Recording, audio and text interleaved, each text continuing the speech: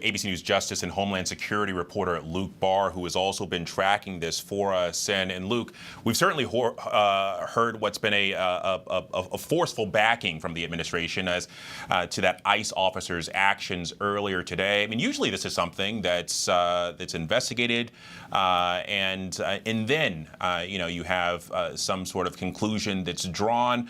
But here you're hearing not just from the head of DHS, but also from the president, pretty forcefully backing this ICE officer's actions.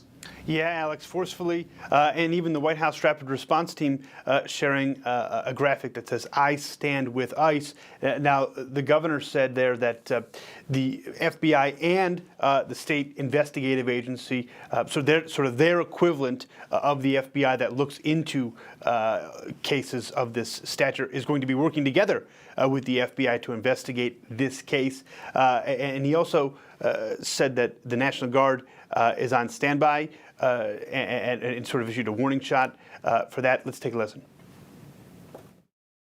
I've issued a warning order to prepare the Minnesota National Guard. We have soldiers in training and prepared to be deployed if necessary. I remind you, a warning order is a heads up for folks. And these National Guard troops are our National Guard troops. They're teachers in your community, they're business owners, they're construction professionals. They are Minnesotans. Minnesota will not allow our community to be used as a prop in a national political fight. Now, the governor also said that ICE did not communicate with local officials that are on the ground that they were going to be conducting immigration operations. In some cases, Alex, ICE will communicate, with their local counterparts to say, hey, we're going to be at a location in this neighborhood early in the morning or whenever they might be there, to sort of deconflict. This did not happen there, and because of the adversarial nature of the relationship between local officials there in Minnesota and the White House and the administration, Alex. Well, and Luke, while I have you, because I think that's a really important point. I mean, we heard Governor Walz there say we do not need any more help from the federal government.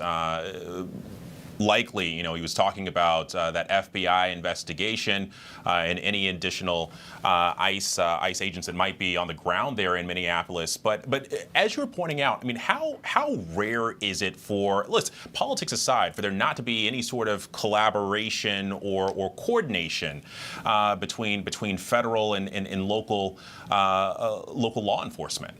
Well, in the topic of immigration, which is certainly a controversial topic, it depends on the state. If you look at Florida, for example, there's collaboration, and there's a program that even Florida authorities can arrest and give people who are suspected of being in the country illegally over to ICE. But in Minnesota, obviously, that's not necessarily the case, as we have just heard from the governor. So it really depends state by state on immigration matters, but other matters, in most cases, federal and local authorities are in lockstep, Alex. Yeah, usually you see that symbiotic relationship. Luke Barr, hey, thank you so much. I want to